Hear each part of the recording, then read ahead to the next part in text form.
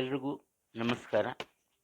ಈ ಭಾನುವಾರದ ವಿಶೇಷದ ಪ್ರಯುಕ್ತ ಇವತ್ತು ಸದ್ಯದಲ್ಲೇ ಸಂಭವಿಸಿರೋ ಈ ಗ್ರಹಣದ ಬಗ್ಗೆ ಮಾತಾಡೋದಕ್ಕೋಸ್ಕರ ಬಂದಿದ್ದೀನಿ. ಸೆಪ್ಟೆಂಬರ್ ತಿಂಗಳು 7ನೇ ತಾರೀಕು ಭಾನುವಾರ ಆಗುತ್ತೆ.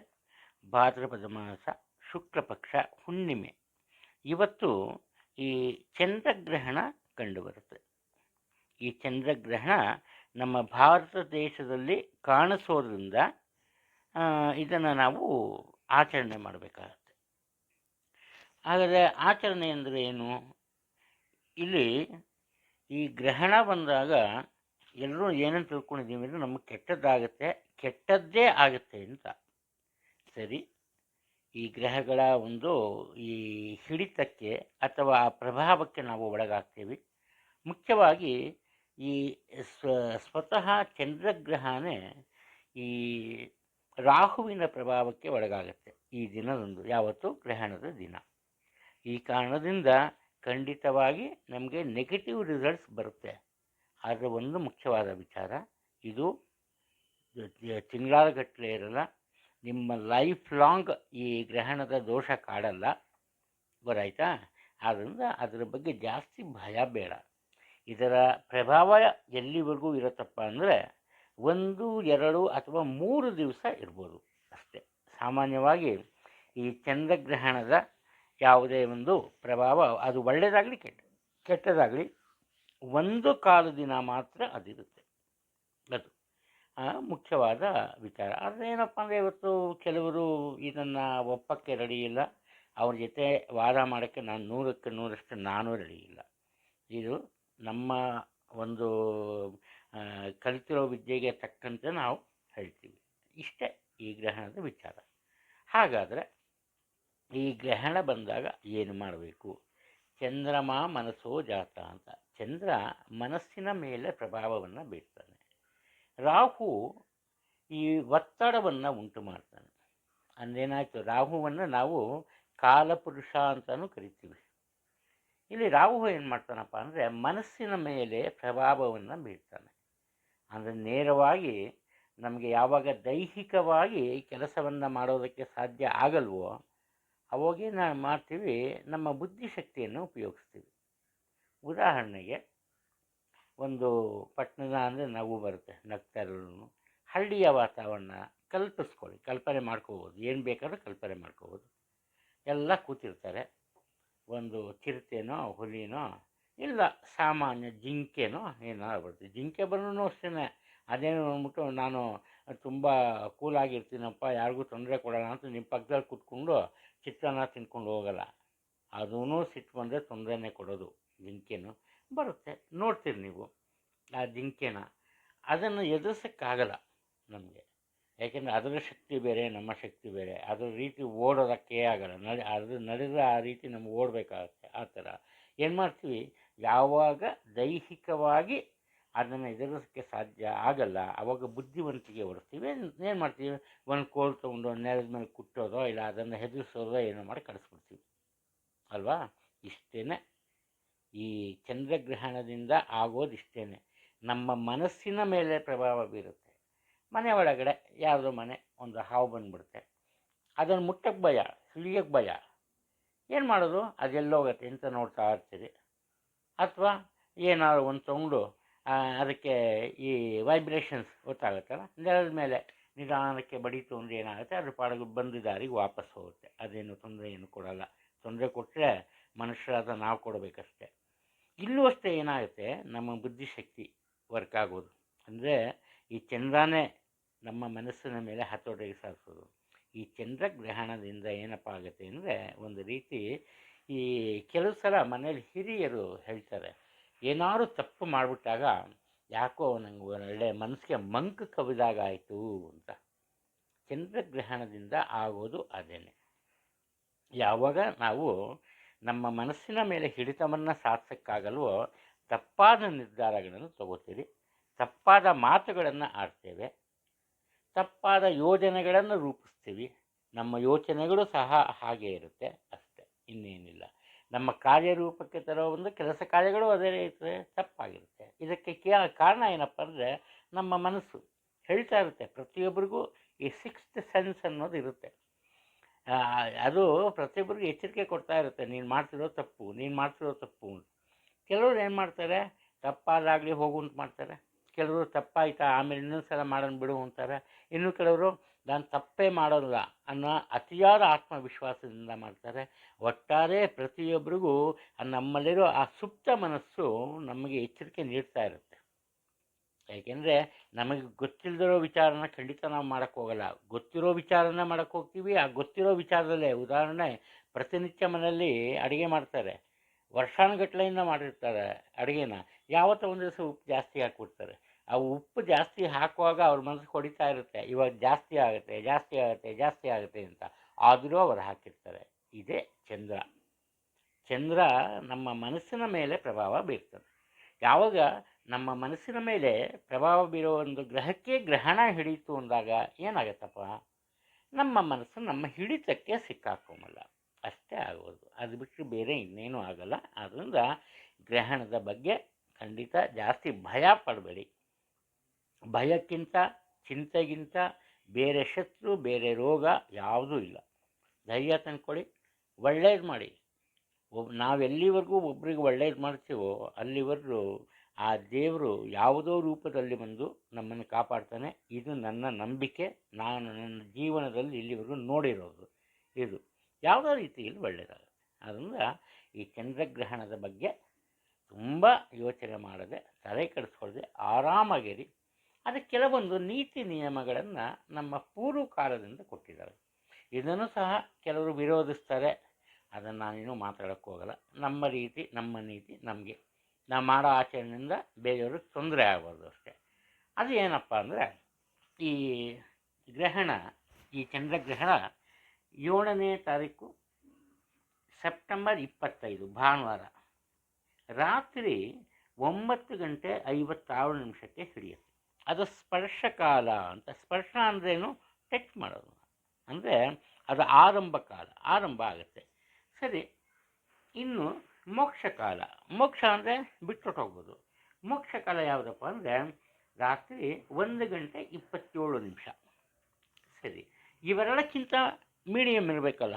ಅಂದರೆ ಮ್ಯಾಕ್ಸಿಮಮ್ ಲೆವೆಲಿಗೆ ಬಂದ್ಬಿಟ್ಟು ಆರಂಭದಿಂದ ಮ್ಯಾಕ್ಸಿಮಮ್ ಲೆವೆಲ್ ರೀಚ್ ಆಗಬೇಕು, ಆಮೇಲೆ ಅದು ಕಮ್ಮಿ ಆಗ್ತಾ ಹೋಗಬೇಕು. ಆ ಮ್ಯಾಕ್ಸಿಮಮ್ ಲೆವೆಲ್ ಯಾವಾಗಪ್ಪ? ಅದನ್ನು ಮಧ್ಯಕಾಲ ಅಂತೀವಿ. ಎಷ್ಟೊತ್ತಿಗಪ್ಪ ಅಂದರೆ 11:42 ಇರುತ್ತೆ. ಇದು ಈ ಗ್ರಹಣದ ವಿಚಾರ. ಅಂದರೆ ಆರಂಭ ಆಗೋದು 9:56, ಮುಗಿಯೋದು 1:27. ಹಾಗಾದರೆ ಇದರ ಬಗ್ಗೆ ಏನಿದೆ? ಏನೋ ಕೆಲವೊಂದು ಕಟ್ಟುಪಾಡುಗಳನ್ನು ಮಾಡಿದ್ದಾರೆ. ಅದನ್ನು ಆಚರಿಸ್ತೀವೋ ಬಿಡ್ತೀವೋ ತಿಳ್ಕೊಂಬೋದ್ರಲ್ಲಿ ಯಾವುದೇ ತಪ್ಪಿಲ್ಲ. ಆದ್ದರಿಂದ ಹೇಳ್ತೀನಿ, ಯಾರು ತಪ್ಪಾಗಿ ಭಾವಿಸ್ಬೇಡಿ. ಇಲ್ಲೇನಪ್ಪ ಹೇಳ್ತಾರೆ ಅಂದರೆ, ಈ ಮಧ್ಯಾಹ್ನ 12:15 ಊಟ ಮಾಡ್ಬೋದು ಅಂತ ಹೇಳ್ತಾರೆ. ಆದರೆ ಇಲ್ಲಿ ಅವತ್ತು ಮಧ್ಯಾಹ್ನ 12 ಗಂಟೆ ಊಟ ಮಾಡಿ ತಿರ್ಗಾ ಬೆಳಗ್ಗೆ 8-9 ಗಂಟೆಗೆ ತಿಂಡಿ ತಿನ್ನೋಕ್ಕಾಗೋದು. ಅಲ್ಲಿವರೆಗೂ ಯಾರೂ ಉಪವಾಸ ಮಾಡೋಕ್ಕಾಗಲ್ಲ. ತುಂಬ ಶಕ್ತಿ ಇದ್ದವರು, ಯುವಕರು ಯುವತಿಯರು ಮಾಡ್ಬೋದು, ಮಾಡಿ, ಏನು ತೊಂದರೆ ಇಲ್ಲ. ಉಪವಾಸ ಮಾಡೋದ್ರಿಂದ ನಮಗೆ ಈ ಮೆಡಿಕಲಿ ತುಂಬ ಅನುಕೂಲತೆಗಳಿವೆ. ಈ ಎಸ್ಪೆಷಲಿ ಡಯಾಬಿಟಿಸ್ ಇರೋರು ವಾರಕ್ಕೆ 2 ದಿವಸ ಉಪವಾಸ ಮಾಡಿದ್ರೆ ಅದು ಹತೋಟಿಗೆ ಬರುತ್ತೆ ಸಹಜವಾಗಿ. ಆ ರೀತಿ ಬರೀ ಅದೊಂದಲ್ಲ, ಎಲ್ಲ ರೀತಿಯೂ ಅನುಕೂಲ ಆಗಿದೆ. ಉಪವಾಸ ಮಾಡಿ, ಖಂಡಿತವಾಗ್ಲೂ ಉಪವಾಸ ಮಾಡೋದು ಒಳ್ಳೆಯದು. ಇವಾಗ ಉಪವಾಸ ಮಾಡೋಕ್ಕಾಗದೇ ಇರೋರು ಇರ್ತಾರೆ ಬೇಕಾದಷ್ಟು ಜನ.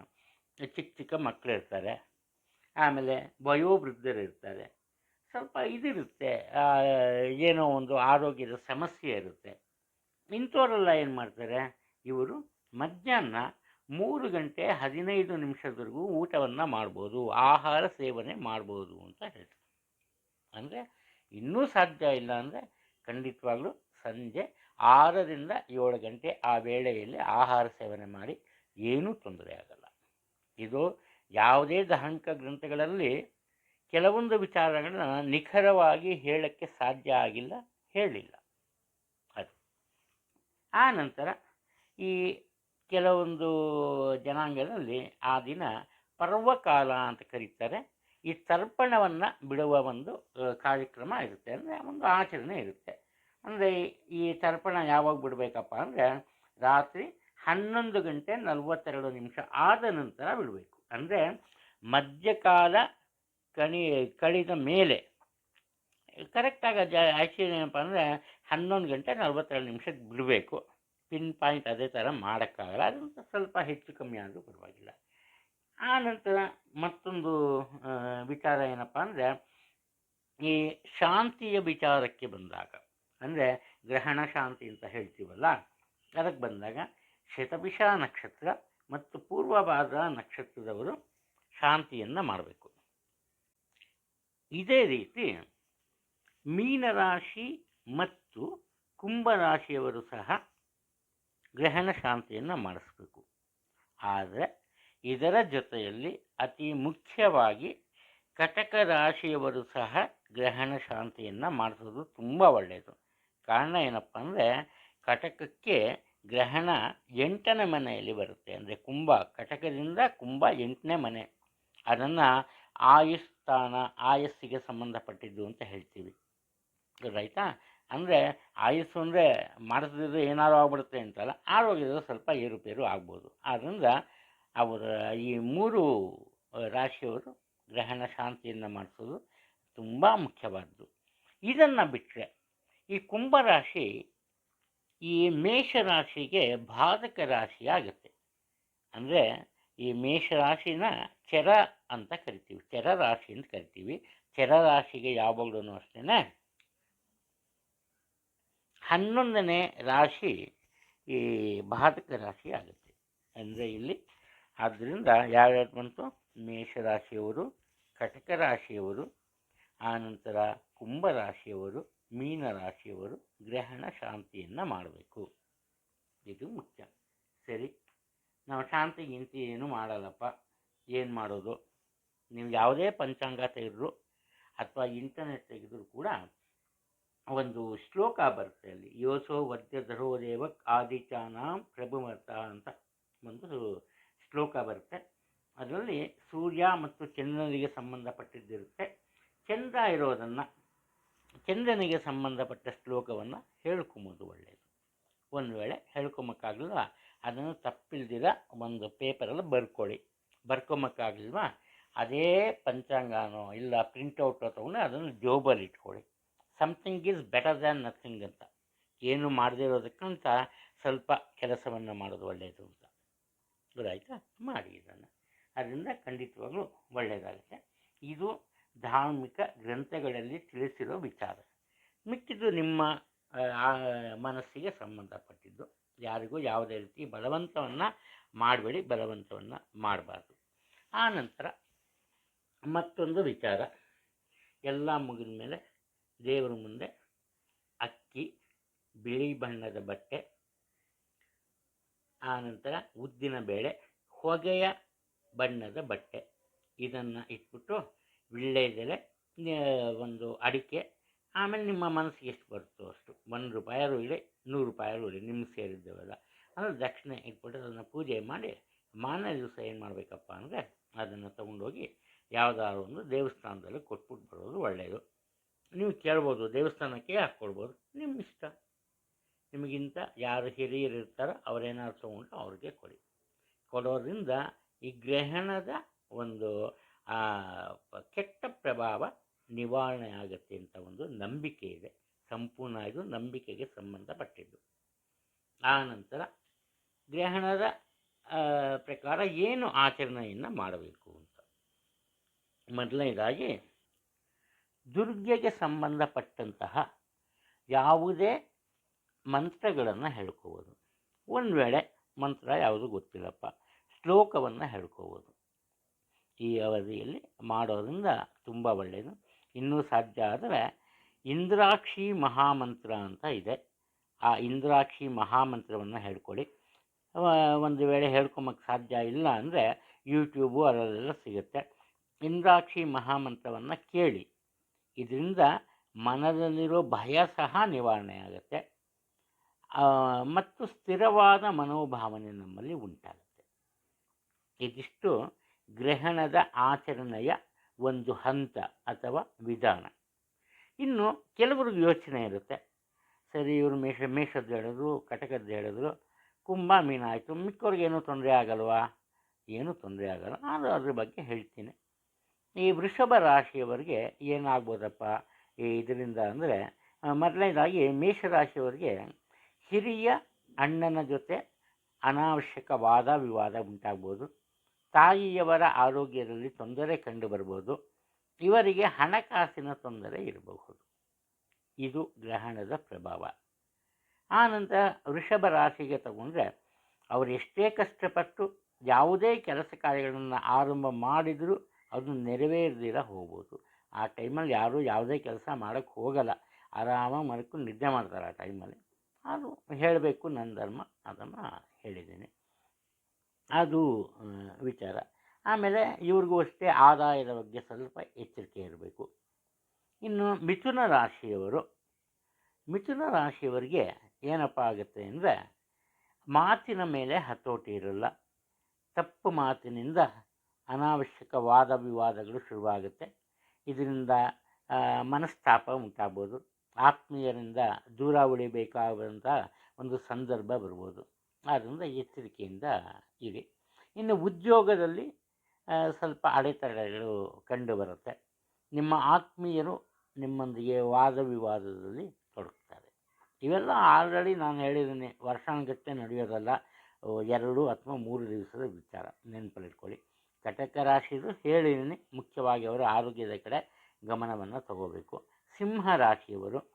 ಈ ಸಿಂಹ ರಾಶಿಯವರು ಮಕ್ಕಳ ಆರೋಗ್ಯದ ಬಗ್ಗೆ ಗಮನವನ್ನು ಕೊಡಬೇಕು, ಅಥವಾ ಮಕ್ಕಳಿಗೆ ಸ್ವಲ್ಪ ಆರೋಗ್ಯದಲ್ಲಿ ಏರಿಳಿತ ಉಂಟಾಗುತ್ತೆ. ವಿದ್ಯಾರ್ಥಿಗಳು ಸುಲಭವಾಗಿ ತಮ್ಮ ಕಾರ್ಯವನ್ನು ವಿಸ್ತರಿಸೋದಕ್ಕಾಗಲ್ಲ, ತಮ್ಮ ಕರ್ತವ್ಯವನ್ನು ನಿಭಾಯಿಸೋದಕ್ಕಾಗಲ್ಲ. ಏನಾದರೂ ಒಂದು ಅಡ್ಡಿ ಆತಂಕ ಇರುತ್ತೆ, ಮನಸ್ಸಿಗೆ ಒತ್ತಡ ಇರುತ್ತೆ. ಇನ್ನು ಆತ್ಮೀಯರ ಜೊತೆ ಸ್ವಲ್ಪ ವಾದ ವಿವಾದ, ಮನಸ್ತಾಪ ಉಂಟಾಗ್ಬೋದು. ಪಾಲುದಾರಿಕೆ ವ್ಯಾಪಾರ ಇದ್ದಲ್ಲಿ ಸ್ವಲ್ಪ ಮನಸ್ಸಿನ ಮೇಲೆ, ಮಾತಿನ ಮೇಲೆ ಹತೋಟಿಯನ್ನು ಸಾಧಿಸಿ. ಇನ್ನು ಕನ್ಯಾ ರಾಶಿಯವರಿಗೆ ಸ್ವಲ್ಪ ಆರೋಗ್ಯದ ಸಮಸ್ಯೆ ಕಂಡುಬರ್ಬೋದು. ವೃತ್ತಿಯಲ್ಲೂ ಸಹ ಅನಾವಶ್ಯಕವಾದಂತಹ ಮಾನಸಿಕ ಒತ್ತಡ, ಕೆಲಸದ ಒತ್ತಡ ಹೆಚ್ಚಾಗ್ಬೋದು. ಇವರಿಗೆ ಬರಬೇಕಿದ್ದ ಹಣ ಬರದೇ ಹೋಗ್ಬೋದು, ಸ್ವಲ್ಪ ದಿನ ಮುಂದೆ ಹೋಗ್ಬೋದು. ಅದು ಕನ್ಯಾ ರಾಶಿದು. ಇನ್ನು ತುಲಾರಾಶಿಯವರು ವಿದ್ಯಾರ್ಥಿಗಳು ಹೆಚ್ಚಿನ ಹಿನ್ನಡೆಯನ್ನು ಅನುಭವಿಸ್ತಾರೆ. ಆದ್ದರಿಂದ ಅವರು ಸ್ವಲ್ಪ ಎಚ್ಚರಿಕೆಯಿಂದ ಇದ್ದರೆ ಸಾಕು, ಏನು ತೊಂದರೆ ಏನಿಲ್ಲ. ಆಮೇಲೆ ಈ ವೃಶ್ಚಿಕ ರಾಶಿಯವರು ಮನೆಯಲ್ಲಿ ಅನಾವಶ್ಯಕವಾದಂತಹ ವಾದ ವಿವಾದ ಇರುತ್ತೆ. ಮನೆಯಲ್ಲಿ ನೆಮ್ಮದಿಯ ವಾತಾವರಣ ಇರಲ್ಲ. ನಿಮ್ಮ ತಾಯಿಯವರ ಅಥವಾ ನಿಮ್ಮ ತಂದೆಯವರ ಆರೋಗ್ಯದಲ್ಲಿ ತೊಂದರೆ ಕಂಡುಬರುತ್ತೆ. ಮನೆಯನ್ನು ಬದಲಾಯಿಸಬೇಕು ಅಂತಿದ್ರೆ ಅಥವಾ ಮನೆಯನ್ನು ನವೀಕರಣಗೊಳಿಸಬೇಕು ಅಂತಿದ್ರೆ ಅದು ಸಾಧ್ಯವಾಗದಿರೋ ಹೋಗುತ್ತೆ.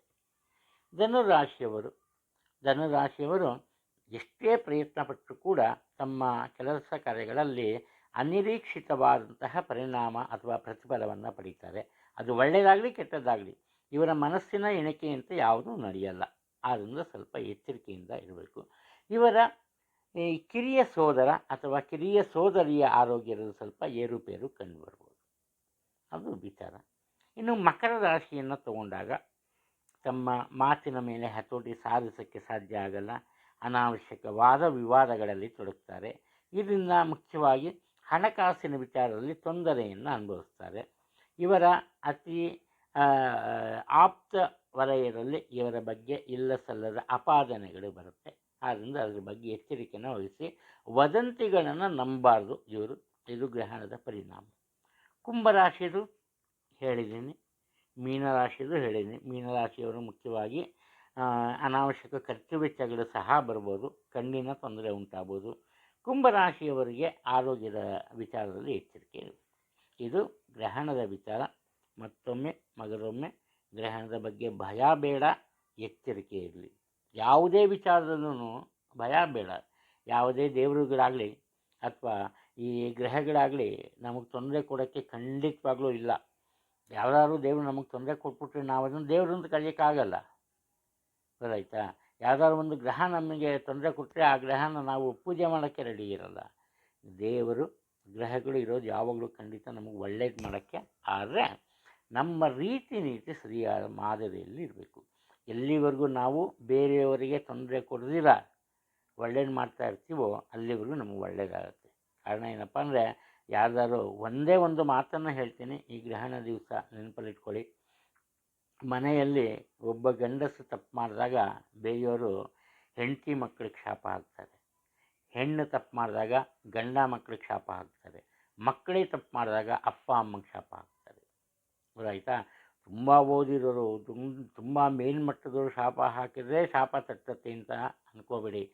ಯಾರೇ ಆಗಲಿ ಶಾಪ ಹಾಕಿ ಅವರ ಜೀವನದ ನಿಯತ್ತಾಗಿದ್ದರೆ ಆ ಶಾಪ ಖಂಡಿತವಾಗ್ಲೂ ತಟ್ಟತ್ತೆ. ಇದು ಸತ್ಯ. ಆದ್ದರಿಂದ ಒಬ್ಬರಿಗೆ ನಾವು ಒಳ್ಳೇದು ಮಾಡ್ತಾ ಹೋಗೋಣ. ಒಂದು ವೇಳೆ ಒಳ್ಳೇದು ಮಾಡೋಕ್ಕಾಗದೆ ಅವರು ಖಂಡಿತ ಕೆಟ್ಟದ್ದು ಮಾಡೋದು ಬೇಡ. ಇದರಿಂದ ದೇವರು ನಮ್ಮನ್ನು ಖಂಡಿತವಾಗ್ಲೂ ರಕ್ಷಿಸ್ತಾನೆ. ಎಲ್ರಿಗೂ ಒಳ್ಳೆಯದಾಗಲಿ, ಎಲ್ರಿಗೂ ಒಳ್ಳೆಯದಾಗಲಿ, ಒಳ್ಳೆಯದಾಗುತ್ತೆ. ನಮಸ್ಕಾರ.